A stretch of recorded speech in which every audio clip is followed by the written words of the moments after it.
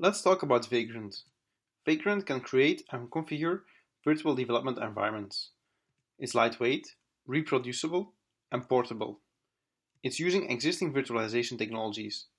It allows you to create identical development environments for operations and developers. No more it works on my machine. The virtual machines are disposable.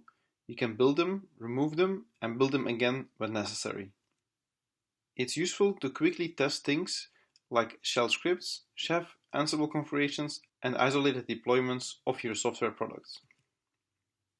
Let's get started. You can go ahead and install Vagrant from their website. In the demo, I will show you the basic steps of using Vagrant. In the following slides, we'll go over the basic functionality. Vagrant will come out of the box with support for VirtualBox. You also need VirtualBox installed. Using the shell in Linux, the cmd.exe in Windows, or the terminal in Mac OS X, you can execute Vagrant commands. That will launch a headless VirtualBox instance in the background. To get a fresh Ubuntu LTS machine running, you can use the following commands: vagrant init ubuntu/trusty64 and then vagrant up. This will download the Ubuntu image and bring the instance up using VirtualBox. After a couple of minutes, you will be able to SSH to the freshly provisioned machine using vagrant SSH. You can execute some commands, do the work you want to do, and then destroy the machine using vagrant destroy. This will shut down the machine and remove the disk files. If you just want to shut the machine but preserve the instance data, you can use vagrant halt.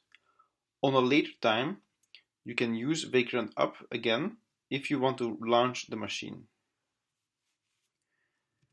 When we executed vagrant init, vagrant created a vagrant file for us. This vagrant file comes with every project. It marks the root of your project.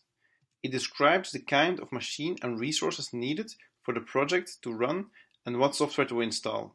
For instance, 1 core and 512 megabytes of memory. The vagrant file should be included in your version control system, like Git. To create a vagrant file, you create a new project directory and you type vagrant init without any argument. It will then create a generic vagrant file for you. The previous vagrant init command we used also created a vagrant file. In that vagrant file, you would then find a line specifying the Ubuntu image to be launched. In Vagrant, we call that a box. To use a box, your vagrant file should look like this. And this is exactly what vagrant init ubuntu/trusty64 did for us. Vagrant configure 2 refers to vagrant version 2 syntax. Vagrant will also automatically download and add a box. Once downloaded, the next time you need the same box, it will use the local copy. It will not download it twice. Once the machine is booted up, you can log in using vagrant SSH. You will then see that you can still access your project folder in the guest machine. When you type ls/vagrant, you will see the vagrant file and any files you have put in the project folder. Vagrant will automatically sync your files to and from the guest machine. Changes that are made in /vagrant are visible for the host system. The host machine can be used to edit files in the project folder rather than using an editor over SSH. This can make editing a lot easier if you're not familiar with Linux. Vagrant has support for automated provisioning. You can add config.vm.provision to the configuration here shown in bold. Vagrant will automatically run bootstrap.sh when the guest machine is started. Bootstrap.sh, a shell script, is placed in the project folder and can contain commands to install and configure software. A simple shell script can install a package like a web server.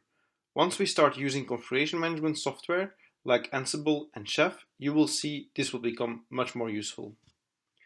If we want to run services, we can add port forwarding in the vagrant file. The line in bold in the vagrant file will open port 8080 on the host machine and redirect it to port 80 on the guest machine. Port 80 is the HTTP protocol port. After you add port forwarding, you must run vagrant reload to reload the vagrant file. Let's say we installed a web server on our vagrant machine. After adding this line to our vagrant file, we can use our normal web browser to access the web page. What happens often is that operations will give a vagrant file to developers that already has all the configuration in it. The developer just needs to start the vagrant box and point his browser to the external port to access the application. To save the current state, you can use vagrant suspend. To gracefully shut down a machine, you can use vagrant halt. If you don't need the machine anymore, you can power down the machine and remove all the hard disks by entering vagrant destroy. After a vagrant destroy, you can still start the machine again with vagrant up, and this will rebuild the machine again from the base image. This means that you only have to distribute a very small vagrant project within your team to all work on the same provisioned machines. This is where the power of vagrant lies. In the next demo, we'll go over all the commands that we've just seen. You can also try them out yourself or build yourself a developer box.